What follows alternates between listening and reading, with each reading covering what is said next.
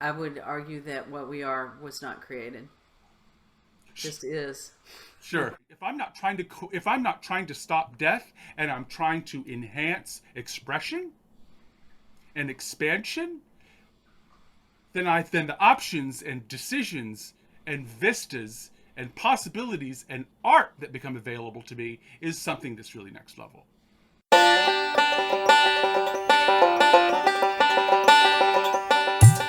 Hello and welcome to Herein Lies the Peace of God in the Awakening Together Sanctuary.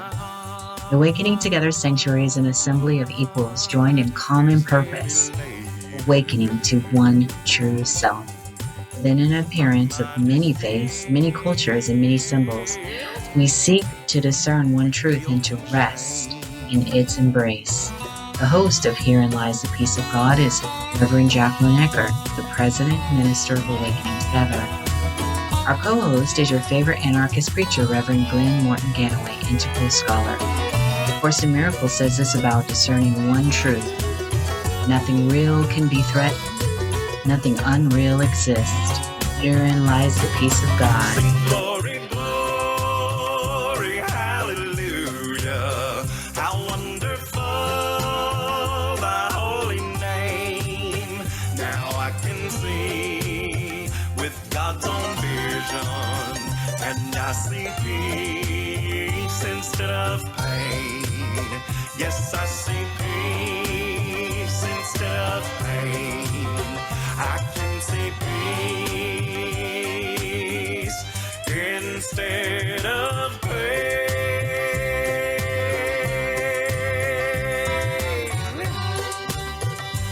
Amen.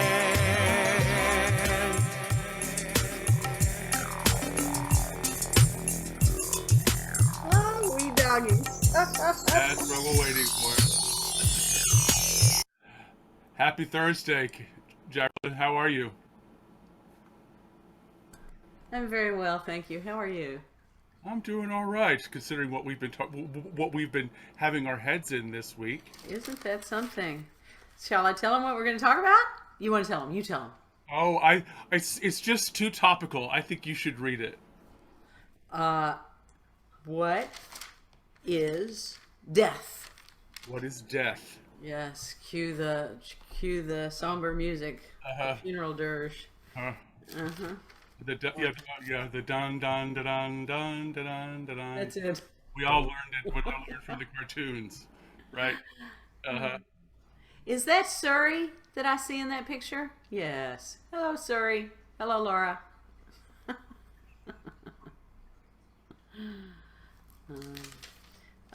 Yes, it's quite interesting.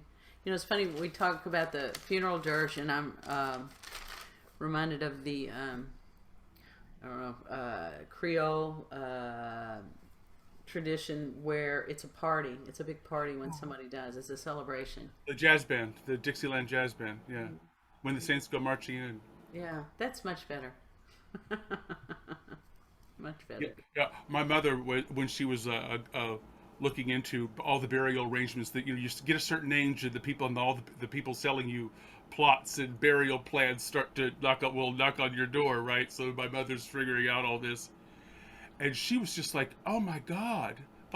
She'd get these, oh my God. She goes, just put me in a blanket and compost me. Ridiculous. I wouldn't feel much better of use to the world if you didn't do all this stuff and just Oh, made use of this. You know what I mean? what a sweet woman. Yeah.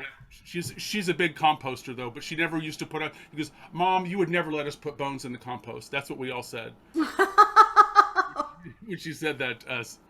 So so we're gonna talk about death tonight.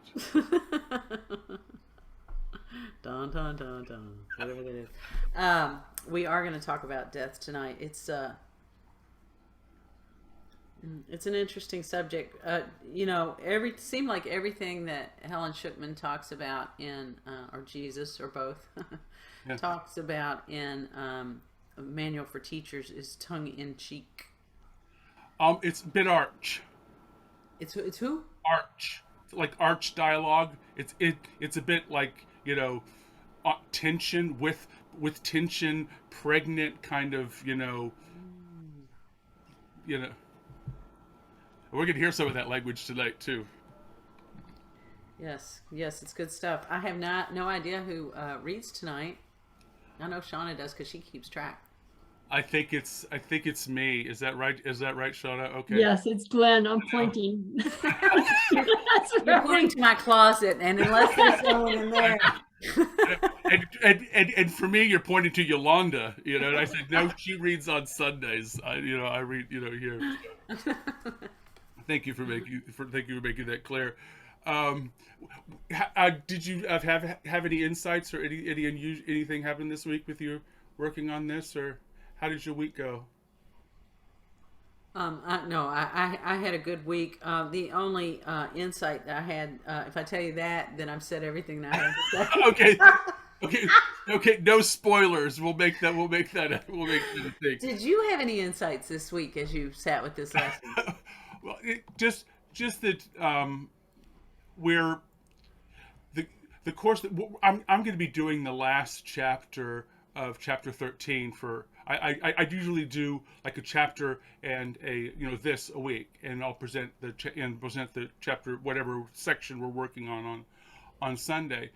So it's the last section of chapter 13, and that's called the peace of God, in which she so this week she's kind of trying to convince me to identify with my eternal self in one very set of metaphors, and in one set of ideas inside of an approach, and then she takes another approach when it's very similar. It's the exact same conclusion, but she takes a different approach when she says from the opposite end, from the negative end of the binary instead of the positive end of the binary. It's This is fascinating the way these things happen. It's like that's what my weeks has been like. I'm doing this, stirring cream into my coffee. It hasn't not been oil and water. It has been cream into coffee. Believe me. Sweet. So, yeah. Sweet. Yeah. Well, I was thinking when you said that it gives rest in peace a whole new. Oh, I know. We have a brand new sing along, but again, no spoilers. Okay. All right. Let's. This is the Course in Miracles, and this is the Manual for Teachers. I call it Chapter 27. Some people call it Section 27, but in which she asks a question. A student approaches Helen Schuckman asks these questions, right?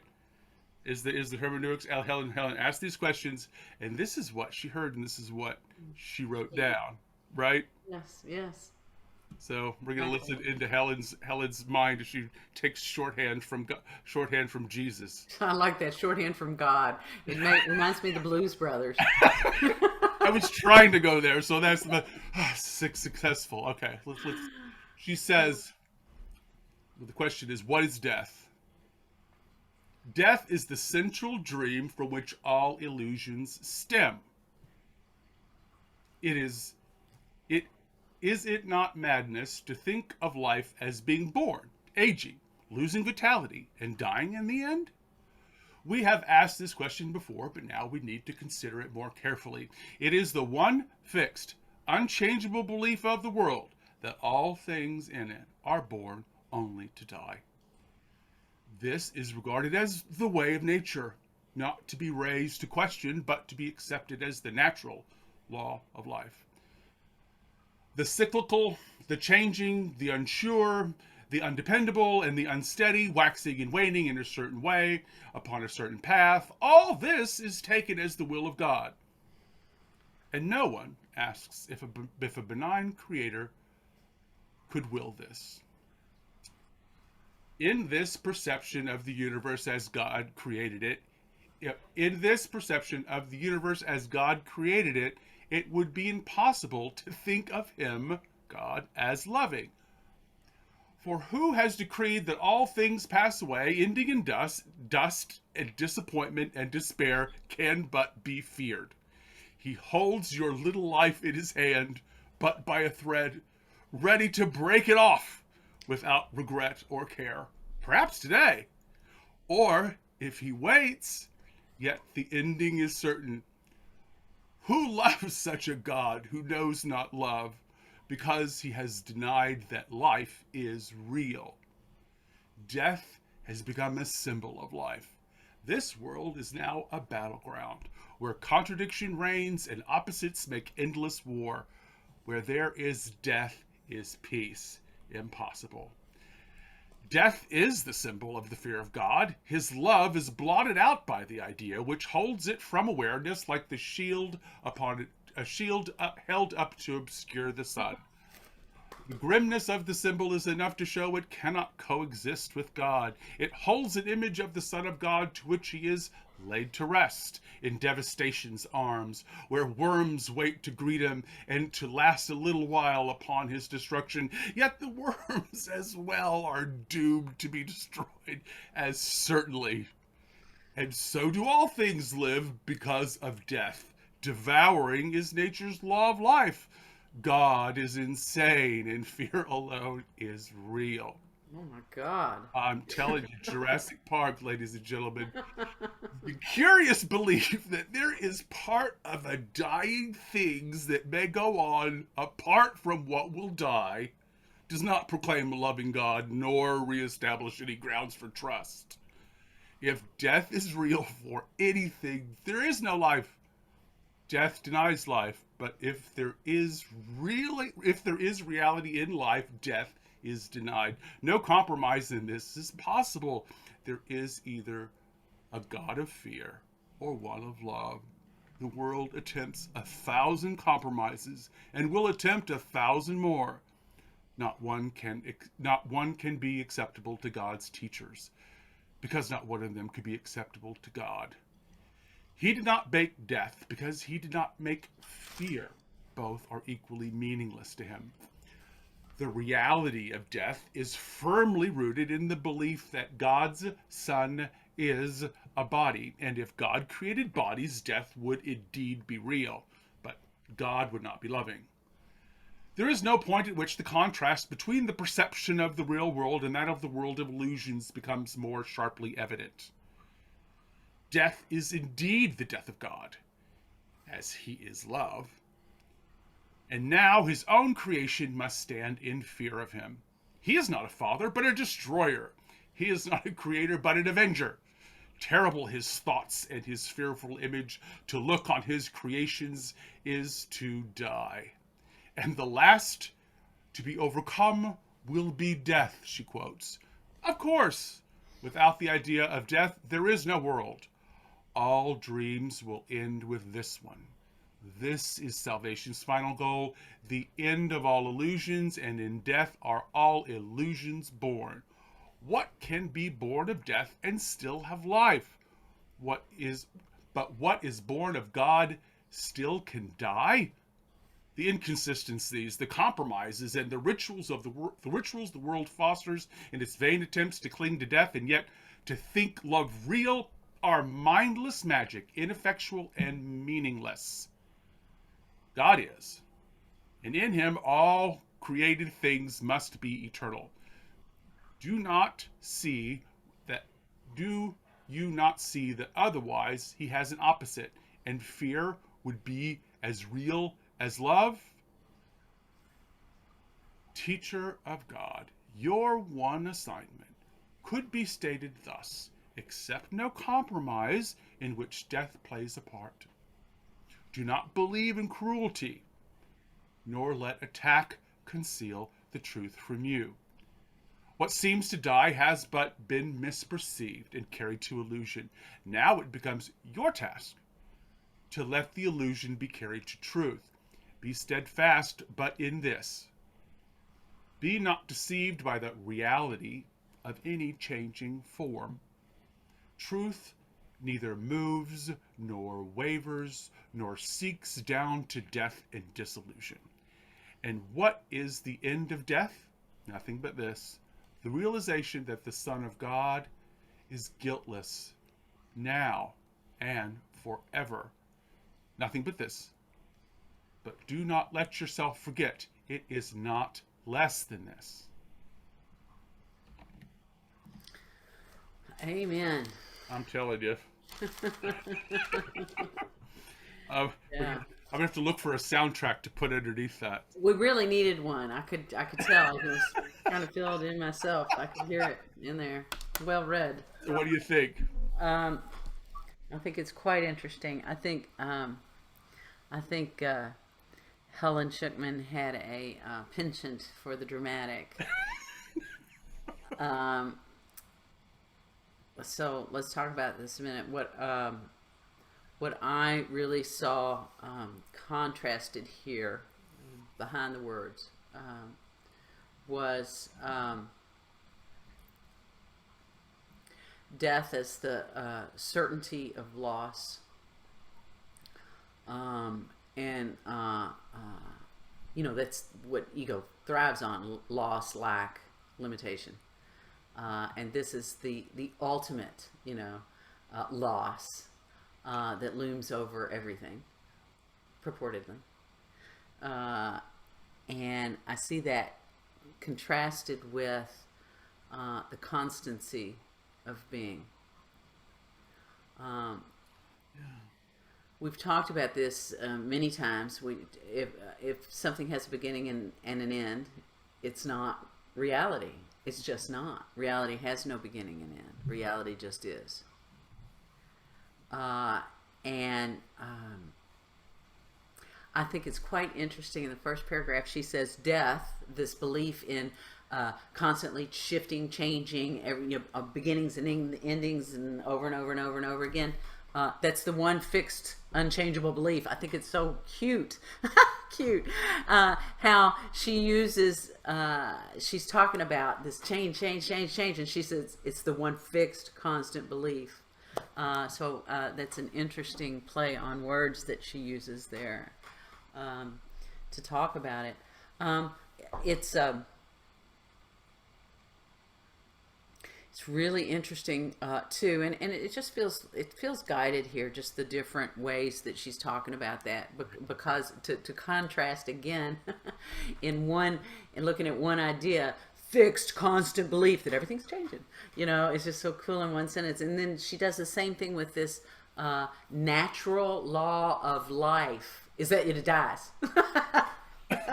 It's like, wait a minute, my head just can't keep up, right?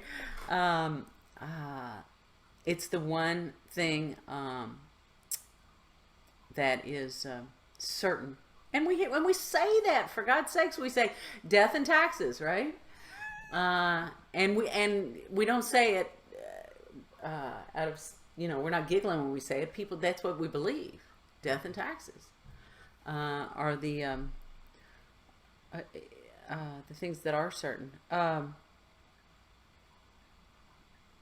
But isn't that exactly to be expected? I mean, what the tiny man idea, of course, is NTI talks about the tiny man idea is the question, what if everything were different than it is? Mm-hmm. And we're told, this is it. Shauna, tell me, not to be raised to question. That's what she said about the natural law of life. It's regarded as the way of nature, not to be raised to question, but accepted as the natural law of life. You're crazy, yeah. But we do. I say crazy, but go out and show me somebody who doesn't believe in it. You good luck finding that person. They'll say, "Get real." Yeah, get real. Get real. Everything dies. You're not. Yeah, you're acting like you're not going to die. Yeah. And that's because, it really does point to the fundamental confusion of ourselves with bodies, which she says here, right? Because we all know that the body, look at this. I keep doing this in the mirror.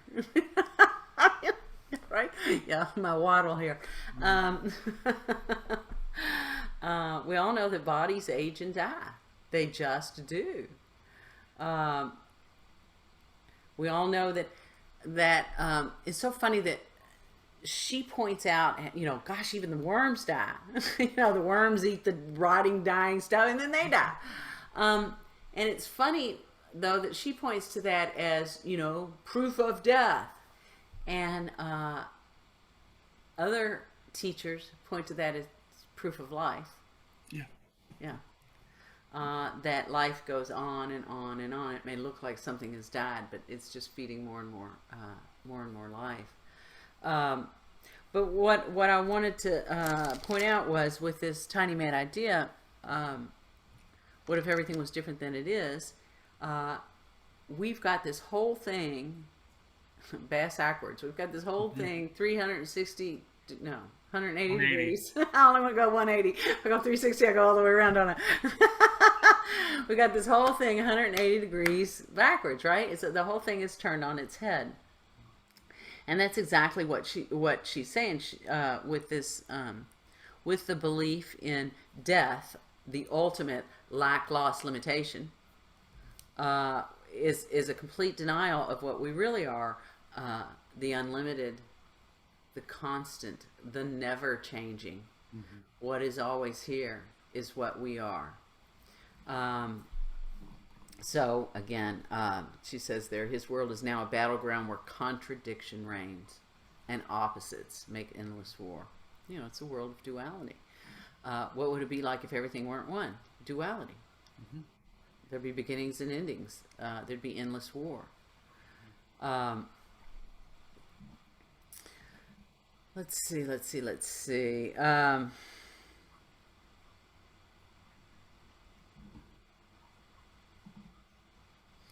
me see what else I want to point out here. Sorry. I was just going to make these noises till I get to where I want to be.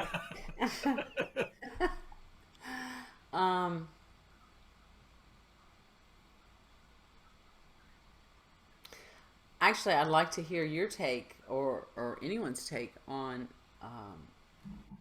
he did not make death because he did not make fear. You got a take on that? Because well, if you're afraid, you're seeing something that isn't there. You know, death certainly is a condition of a material object, which is also doesn't have any reality to it. It wasn't born to stick around. You know, it seems like I didn't make either of those things. It seems like overkill. Yeah. There to talk about fear and death that way, to make fear like the source of death. Well, he did not make death because he did not make fear. It just seems like she's putting a thread together. She goes, you can't be a little pregnant. You can't be a little fearful. It's like you pull at any of these threads and you discover the world. That's what she starts off the whole thing and then says, fear is the center, and all the stems is the world that you see. It doesn't matter, all the fear and everything like that. So you just see it. I mean, that's what the metaphor I saw in my head. So. Yeah, fair enough. She also says, in the same way, all dreams will end with this one. What is Dylan? Is it Dylan Thomas? I don't know. That wrote the "Death Be Not Proud." Oh gosh, somebody. I'm sure Sean is on that already. Thank you, Sean.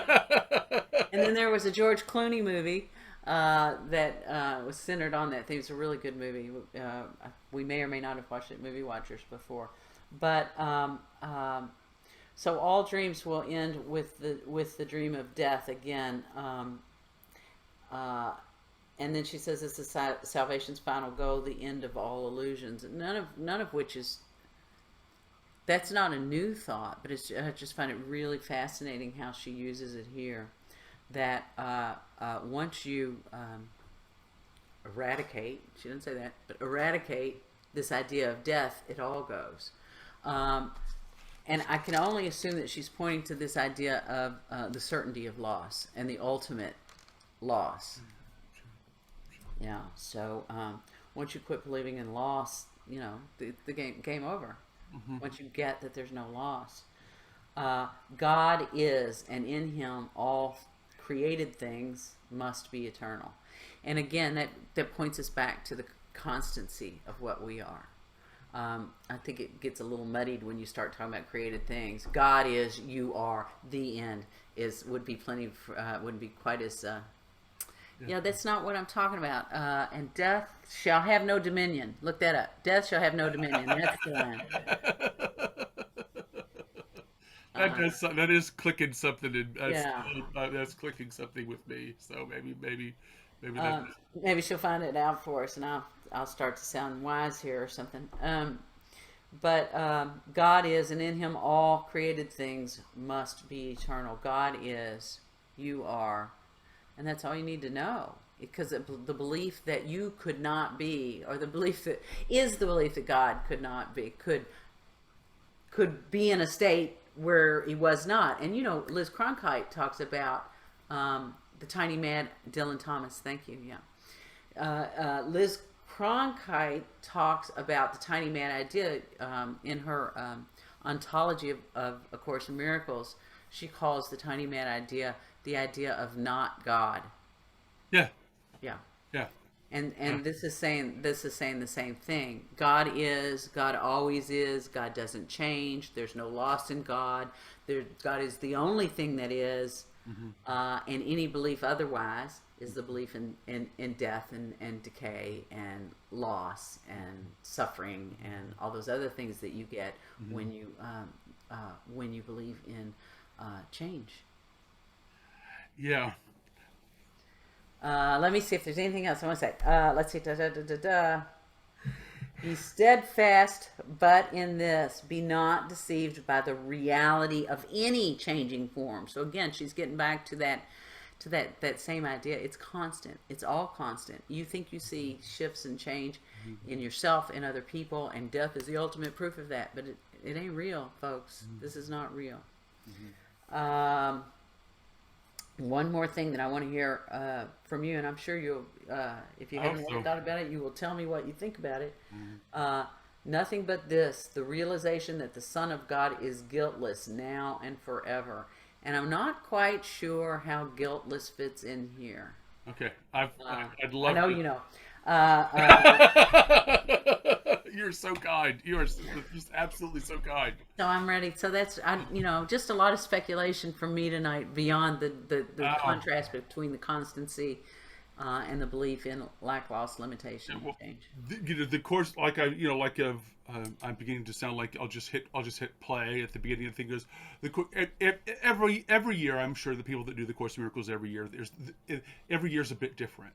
Right, every year has its own sort of like theme or understanding or like general thing. I don't think that's uncommon with people who work with A Course in Miracles. Well, this year has been particularly that way for me. I'm hearing things in like a, it's been, I don't know. I was telling the class on Wednesday, so it's been particularly brutal this last couple, this past month or so, but that's good, it just means that I'd be able to look at some things that I've been clinging a lot to. So I've been studying death and eternity this week.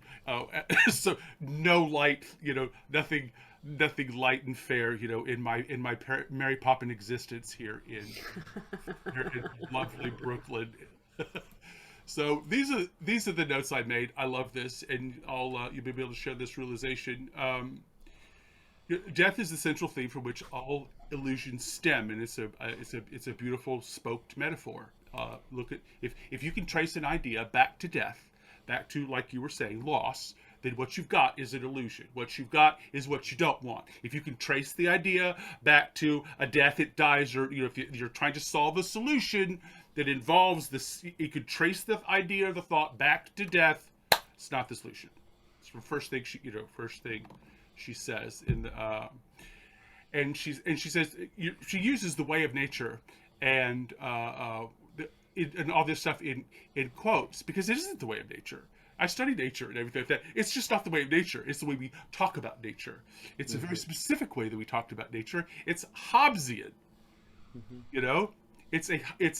She's practically gives you Hobbes's philosophy of a short, brutal, and mean. Yeah, vicious, whatever. You get the reference. all she calls in the Course of Miracles, this is called the strange worlds that we've created. All illusions have death as the central idea of the common. It's madness to think that you are going to you are born, age, decline, and die. It's the way of nature is brutal, short, and brutally short. Hobbes, and then it's the natural law was the book. I think is the. I don't want to quote it. Shauna will look it up and I'll be wrong, but but I think there's a book called the Natural Law that actually is part of this part of this thing. So she goes if you want to stay in the dream, never question these ideas. If you are required to be to operate as a system that is this life in the state of Thomas Hobbes, there it is. Solitary, poor, nasty, brutish, and short. Yes, right. So the never ask these questions. In Fight Club, we understand that we don't talk about Fight Club. These are like total Fight Club ideas here that she gives you. She goes, life is cyclical. That means there's no escape. She says, life is changing. It's just not consistent. There's just nothing you can rely on here, right? Which is also false, just completely on the surface, and it's undependable. It's unreliable, It's unsteady, meaning it's not safe. It waxes and wanes like the moon. She's like really pulling out the Renaissance poetry here. Waxing and a life that waxes and waning. And she's even and as a woman with her kind of reading, that is a particularly poignant way of saying her menstrual cycle, being a woman, responsibilities of all of that, the watching the phases of man, mother, maiden, crone, all of that stuff. This phases of the moon, how we celebrate holidays, all of it. It's the earliest tracking devices we have on the planet. Time is based on the way the moon moves. She goes, you think that time is this thing, and it's governed by the moon, and you have all these elaborate systems. All of this is made up. All of it is made up. It's beautiful. She's like checks off the boxes. A whole bunch of different physical philosophies. She checks the box off. Checks the boxes off. And then the second paragraph, she goes, death is your substitute for the God of reality. Well, of course it is. That's why that's why I have to be sold, right? And why it's always relaxing motion to get into God. It's always a relaxing kind of thing. It's always an aha and a relaxing motion. It's just death, because death isn't loving, nor is it real. See, I love that. If they're deaf, there wouldn't be a loving God. She goes, death isn't loving, or is it real? That's just beautiful.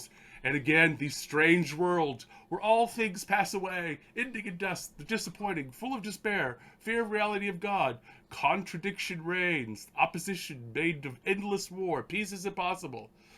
I said, my God, if that doesn't describe this past 2 weeks, Yeah. Tell me that this is like, it's just, is she like programming for CNN or like MSN? Just programming, So, the notes I have for this are just this is really speaking directly to our resistance to our own experiences, our preference for experiences, and it's like you think they're going to come from a material object, and you do these things, and you have this experience loss because you have this fundamental misunderstanding. I understand. She kind of like is sympathetic to it. It's because death is your symbol of the fear of God, your symbol of the fear of God, because the fear of God even has a beginning. Even the fear of God has a beginning and a middle and an end. Right? Even the fear of God has a beginning and a middle and an end. So it's already okay. Death as a shield against love, joining. Death is a shield against love, and this is the fear of joining. This is the togetherness, and she makes it a heroic gesture. You really think that you're making this heroic gesture, holding up a shield to block yourself from the light of God. She's made this as like, I know you think this is a really brave thing to do, you know, to hold up the shield from, you know, from reality and to block what it is. And that's how well, she says another place that we defend our hurt and we defend our suffering. So I'm not, you know, that doesn't surprise me at all. And she goes, you're laid to rest in devastation's arms. And I couldn't help but sing the old song, Everlasting Arms. Mm-hmm. You know the old song, Everlasting Arms? I know. So she's contrasting that with the devastating arms, leaning on the devastating arms, you know, of war and things like that. So I think it's really kind of interesting. This is a god of insane, but we experience fear as almost proof we're alive. You know, we scare ourselves and do risky things and things like that, often to get in the moment. We ride our bikes or get peak experiences, or, you know, we seek out risky behavior to be in the moment, to be in the present. We even scare ourselves, you know, present as a method. So, you know, I think it's she gets right at it that death is really trying to impersonate God.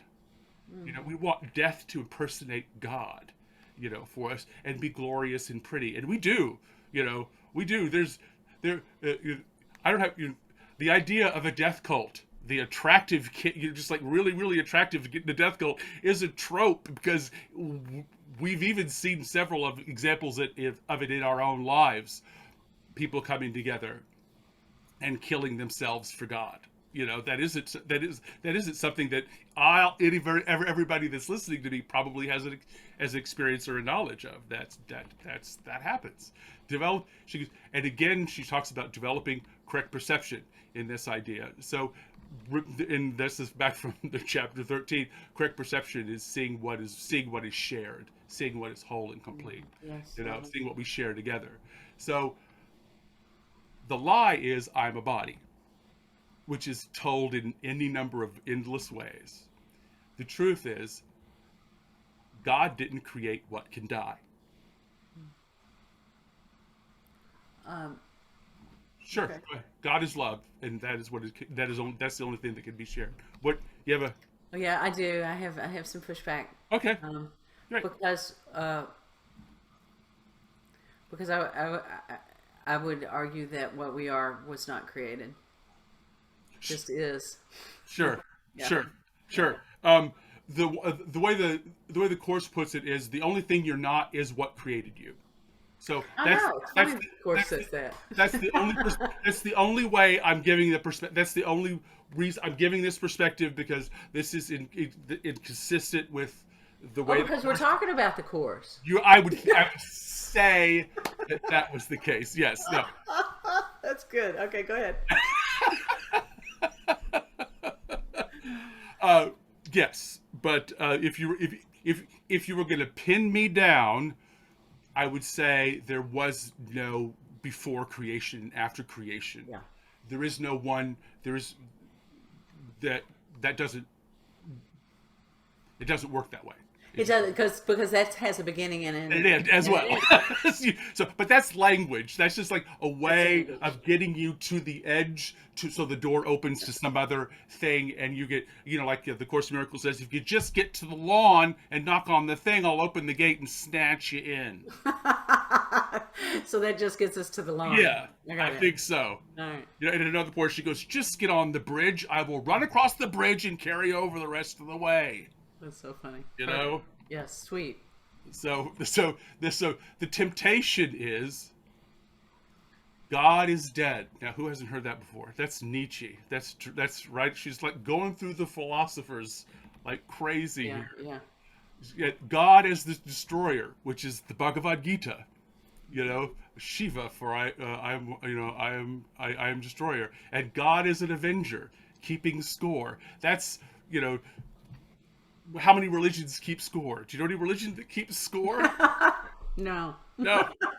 Yeah, I can't, off the top of my head, just not coming to me. And she goes, we're fearful. She goes, our terrible is his thoughts, right? Terrible is his thoughts. That is the direct thing. God just doesn't approve of me. Terrible are his thoughts. It's like, God really doesn't approve of me. This is all is wrapped up in death. These are the stems that are coming out, all the different ways that this death cult manifests itself in the world that she calls the strange world. And she goes, it's fearful to imagine this image, because it has so much power. I don't have any power to stop it from doing whatever it wants to me, right? Because that's projection of the power that I want to have in the world, right? Projection, yeah, it's certainly a projection of the power that we are for what we are. Yes, Yeah. without ownership or responsibility for it at all. Mm-hmm. Right? That's the strange world, and that actually allows somebody else to use your power. Because you don't just like something else exists. Something else will use the power. The group think, or your unconscious will be a part of the group unconscious, and you'll just be swept along with whatever sleeping thing that everybody that's going on. We've seen that. And she goes, if you look upon it, it will die. That's Greek mythology. That's Medusa. Yes, it is. So she's just checking off these ideas and references to how fearful God is in these different systems. And that goes, oh my God, I saw him and I thought I would die. Yes. Looks are, oh my God, her looks could kill. Yes. Looks could kill. Looks could kill. My God, those are some deadly pair of sneakers, right? Right. May I interrupt? Of course. You may have heard me say this before. She's a man. Good, but I remember A Course in Miracles. I don't know where it says it in there. I'm sure that you do, but it says that we worship death. Yeah. And I remember going, I don't worship death, and then I looked down and I was wearing skulls and crossbones with little hearts. Oh yeah, little kitty. Yeah. Oh yeah. Oh yeah. Oh. Central. It really is central. It's to this thought system. It's totally central, and we don't think about all the smoke, all the ideas that come off of this. That we don't say, oh, that's not death. Oh, that's not death. Of course, it most certainly is death. So she says, and the last shall be overcome, and the last to be overcome will be death. Did you hear Paul talking in 1 Corinthians when she said that? No, I heard Dylan Thomas. You heard Dylan Thomas. I heard Paul 1 Corinthians. I heard Paul 1 Corinthians 13 chapter verse 24. He says 24 through 27. Then the end will come, when he hands over the kingdom to God the Father, and he has destroyed all dominion, authority, and power. For he must reign until he has put all his enemies under his feet. The last enemy shall be destroyed in death, for God has put everything under his feet. I imagine that's where Dylan Thomas got his death dominion, let death have no dominion thing. I wouldn't be surprised, but it's interesting that even Paul says the death is under your feet. Is that what he just said? Read it to me again. Okay. No, he loves when he has put enemies under his feet. He goes, for he must reign until he has put all his enemies under his feet. The last enemy to be destroyed is death, for God has put everything under his feet. Lovely. What dies is under your feet. Mm-hmm. That's lovely. So it's like, it's just like, I am not a body. It's right there. I am not a body. I am free. If it's right there to say, I just think she's kind of cool that way. Salvation's final goal is the end of dreams. It's the end of illusions. I love this. What can be born of death? Nothing can be born of death. It is the end of, it's supposed to be the end of something. There's nothing that's generative about, that idea. Believing in death makes love meaningless.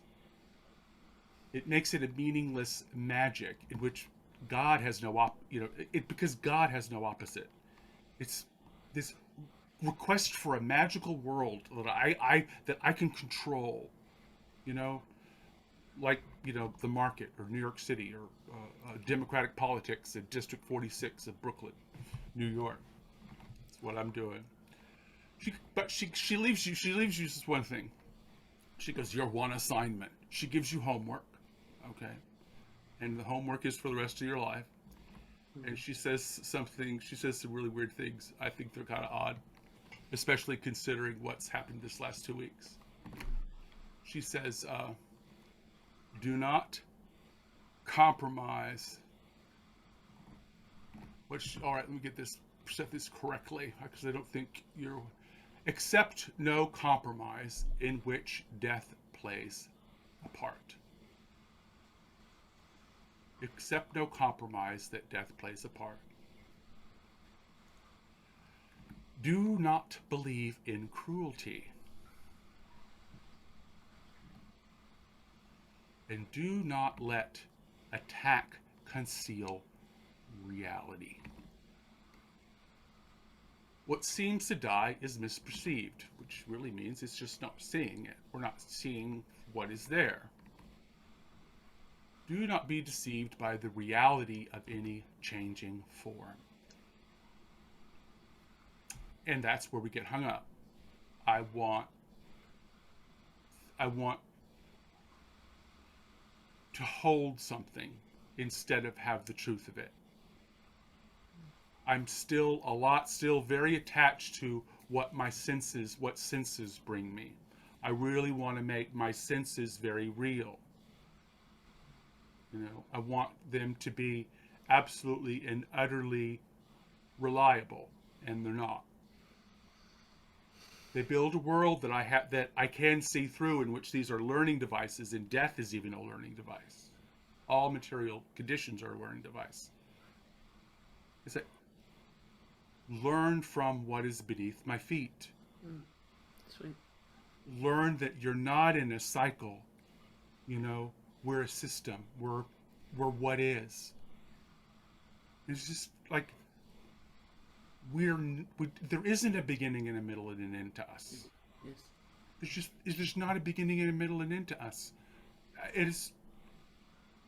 And neither is there in the tree. What is treeing a tree, and what is catting a cat, and beetling a beetle, or jet streaming a jet stream, or whatever, or whaling a whale, whatever it is. It doesn't. We don't. That's it. That's us. That's me, and I don't die. What does that is me. And then I am free to possibly relieve the suffering. If I'm not trying to stop death, and I'm trying to enhance expression and expansion, then the options and decisions and vistas and possibilities and art that become available to me is something that's really next level. If I no longer am trying to prevent death and trying to support expression of the children of God, I have a lot to have fun doing. Well, yeah. Don't you think? Yeah. Give up death. You've got a lot to do. Give up this worship and manufacture and maintenance of your death culture, because you've got a lot to do to point the way to the exits for my children. Sweet. Yeah. Yeah, that's kind of how I hear it. But we got 10 minutes to go. I'd love to hear how it struck y'all. Death. That's quite the introduction there. Death. Go, Shauna. And back to you. Yolanda? Shauna? Arizona? Yeah, I'll say something. Wow, I feel you. You got I know. vibrato there. The voice of the goddess.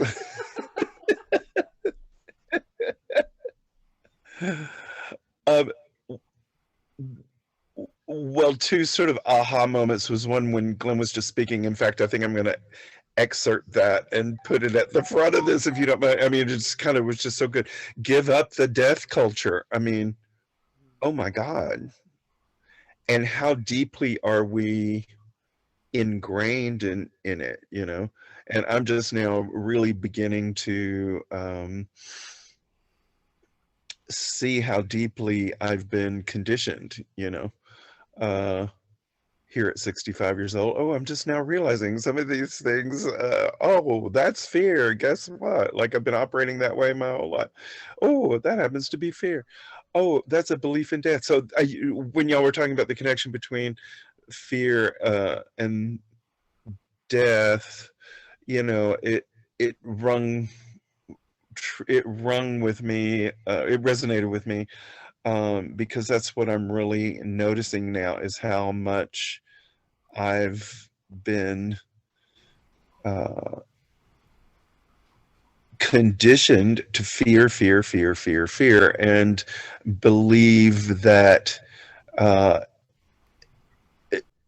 death is inevitable, you know. And boy, that has truly affected our culture in ways that we are seeing out pictured in just super dramatic ways, just unbelievable, you know. I've never seen anything like this in my 65 years, you know. I mean, it just, anyway, I'm gonna start crying if I really talk anymore about it. But and then just Jacquelyn, thank you for the gift of the realization we were not created. I mean, let me see if I got this right. You're saying, you know, that we've always existed. See, even in trying to speak it gets confused with me with my belief in the body. You know what I mean? Like, wow, it's so pervasive that we think we are our bodies. You know, it's just so deeply ingrained. So for me to finally get this little crack of aha moment from you, we were not created, we've always been, just was I was so hard for me to speak it again. But that's an aha moment for me. So I'm really grateful for this conversation tonight. I knew I would be, and I'm so grateful for all y'all being here, you know, so that we could have this conversation. Thank you. Glenn, you wanted to respond to what Yolanda said. Yeah. Well, think about what you were asking earlier, and I want to, and it's tied back in, reminded me that I want to ask you a question about how I was going to like talk about guilt in this. That's right. Guilt, like and dovetails right with what my lovely Yolanda was saying. What kind of culture and society and rules and norms do we create around the preservation and supremacy of existence as a body? I'm sorry, could you say that again, please? Sure.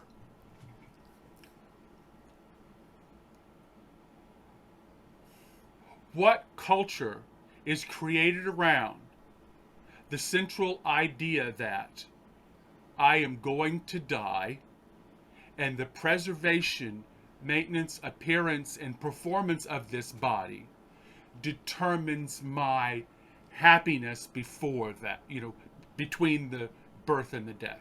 What do you get when you believe that? What kind of society? This one. Right. Yeah, this one.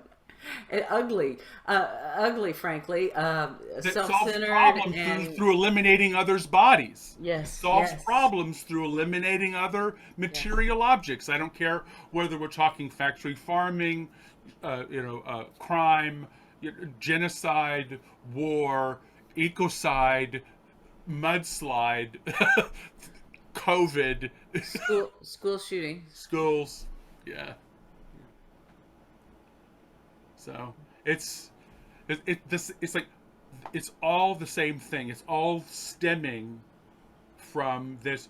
What is death for? You can't even, it's supposed to, she alludes to the fact that you think death and just worms and everything like that, and even the worms. No, death, that's just the material changing forms. There is no death.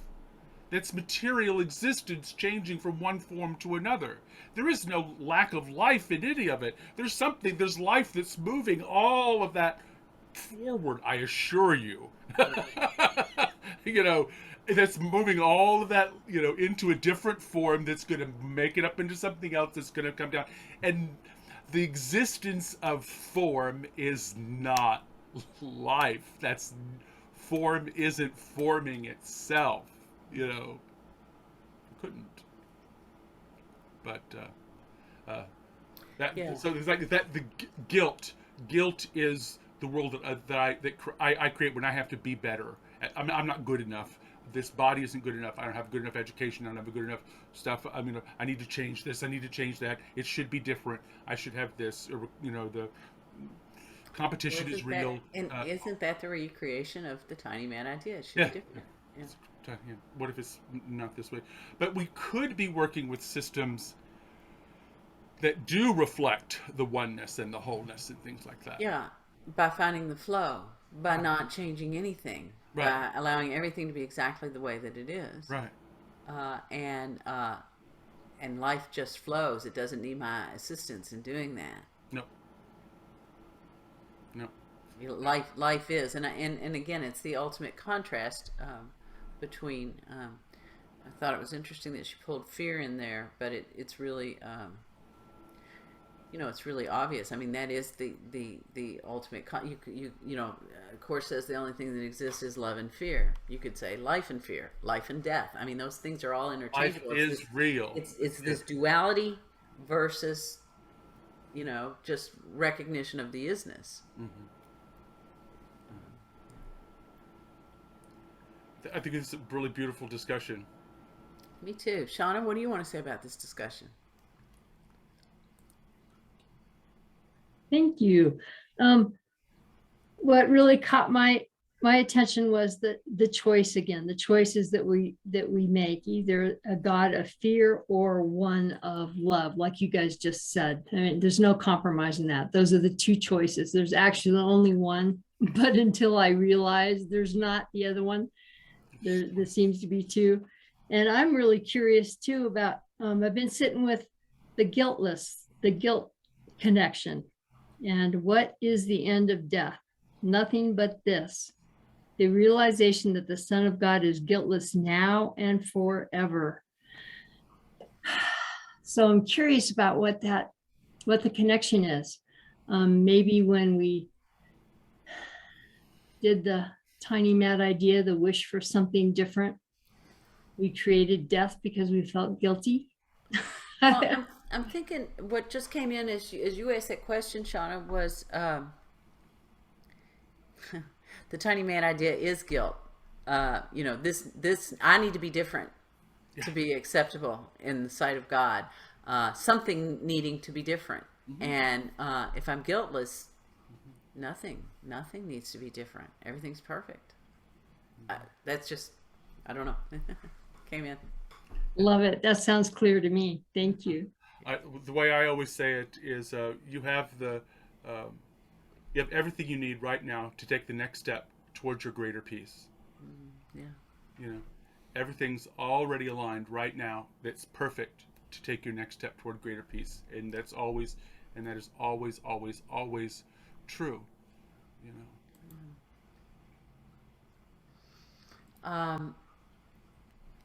I like guilt as a tiny man idea. Thanks. Yeah. Good. Yeah, that's felt right. Guess what? Is it that time again? Can you believe it? Zoom. Thank you for joining us, everybody. Well, there. Oh, come. the Peace of God with Reverend Jacquelyn Eckert and Reverend Glen Ganaway. To find out more about Jacquelyn and to donate to Awakening Together Sanctuary, go to www.awakening-together.org. To find out more about Glen and to donate to the Mighty Companions Ministries, go to www.glenganaway.com. That's GLENGANAWAY.com. I can see peace instead of pain. Amen.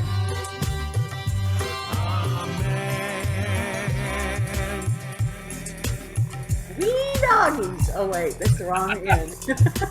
For joining us. We love you all. Bye everybody. It's been fun. Bye.